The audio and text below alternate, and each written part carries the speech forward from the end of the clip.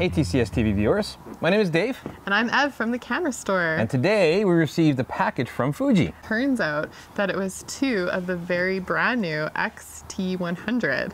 Now I got a chance to shoot these secret cameras about a week and a half ago in Japan, and now we actually have them here. So this is a very cool camera from Fuji. Fuji's always had a great design going on their cameras, but it's the first time taking a look at their brand new kit lens as well, with their 15-45, which we'll talk a little bit more later. Yes. Now I love the aesthetics of these cameras. This is just like the X series cameras. However, this is a brand new color for them. This is the champagne gold. And I have the, what are we calling it? The gray, dark gray, dark silver. Yeah, and then it also comes in classic black. So a few design changes on this as well, which is very cool. It's got their classic sort of SLR look to it, but it's a mirrorless camera. The rear screen does articulate up and down, which is great, but also an added hinge on there, which is great if you're into doing selfies or vlogging. Yes, so right off the top, we can tell that this camera is designed for an entry-level photographer or someone that's a vlogger for everyday photography, traveling, that kind of thing. It's equipped with a 24 megapixel Bayer sensor. Which is a departure for them. It is, yeah, it's not the X-Trend sensor, but once you get up into the 24 megapixels, that's not really gonna be a big deal. So this has no aliasing filter on it, which is a big plus, and I believe they did it mainly for a price point.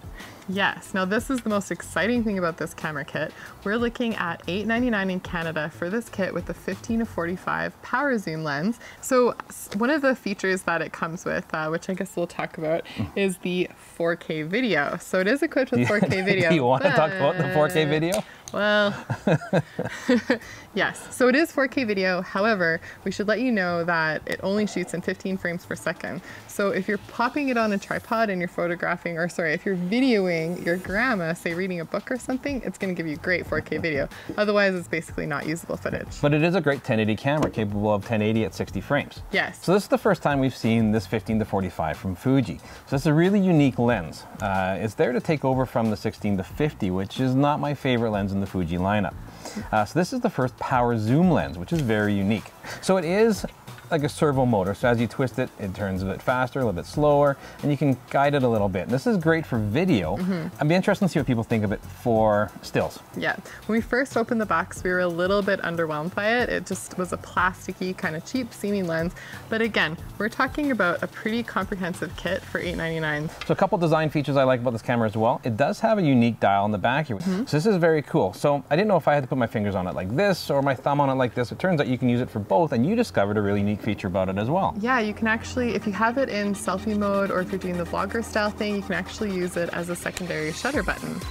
So it's really handy. It's a great placement for it. And we have a lot of controls with it. We have complete manual control. If you're a photo enthusiast and you want to take all the control away from the camera and play around with aperture, shutter speed, and ISO, it's there for you. But if you want to hand it off to somebody who doesn't know anything about photography, throw it into one of the scene recognition modes in the SR mode here, which have been enhanced in this model over previous models. And it's a great, almost point and shoot style camera. So there's a couple dials here that don't have any labels on it. So this one here, for instance, changes your different film profiles. So if you're a fan of Fujifilm profiles like I am, with the Fuji Acros or Provia or Velvia, all these classic film types. Yes, and you can also customize it if you want it to be your ISO dial. So if you are getting a little bit more advanced in your photography, then you can customize all the dials so that it can be more like a classic X series camera. The other great thing is it has a pop-up flash. So there's a little switch and you can pop that flash up just to give you a little extra bounce and fill flash. I find I use this all the time when I'm out and about. Just a nice little kicker flash just to fill some shadows in. Mine, I don't know if you can see this. This is kind of cool. Oh yeah. Evelyn doesn't have a grip on hers. This is an optional little grip that actually comes with the camera. This is really great. It takes about 2 seconds to install, but it gives your fingers a much nicer grip to hang on to when you're holding the camera. The thumb has a little divot on the back here, your thumb to rest nicely, and your fingers here.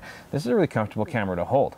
Yes. Now, one of the things that makes a Fuji camera really awesome is their electronic viewfinders. They're really nice, bright viewfinders, and this one actually has the same viewfinder as the X-T20. Wow, which is very impressive. I like having a viewfinder. Looking at the rear screen like this is difficult on a really bright sunny day. Not like we are right now. The X-T100 is equipped with a touchscreen from Fuji, which is nice. I found it actually works very cool with the electronic viewfinder. If I'm looking in through the viewfinder and I'm changing my autofocus points, I can still scrub the autofocus points back and forth within the screen while I'm looking through the viewfinder, which I thought was a really nice touch. You can also take pictures right off of it by using it as the shutter, which is kind of cool. The other thing is, it does have a little bit of a lag to it compared to, say, Canon or Panasonic. It's kind of standard for Fuji. They don't have the best touch screens. I did notice that too. But it's nothing that I would be too concerned about. No, you it's just very have to get used to it.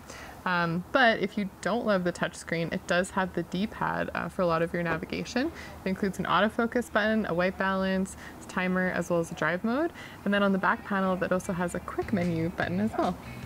Now, this camera would directly compete with, say, the Sony a6000, and I think out of camera, you're going to get much better image quality, and it's going to be more consistent autofocus. I agree with that. Fuji has fantastic JPEGs. So if you want to get yourself an X-series cameras, you want to get into the lineup, this is a really affordable way to do it. And you're also going to get that nice Fuji aesthetic. I think it's a really retro kind of luxury feeling camera in a really great price point. Fuji's had the great styling cues for years now, and it's paying off for them. People love the look of these things. So thank you so much for listening to our preview of this camera. And if you like what you saw, make sure you comment in the below. Tell us what you think of it. Subscribe. Yes, and you can also follow us on Instagram. I'm TCS TV Ev. And I'm TCS TV Dave. Yeah, thanks so much for joining us.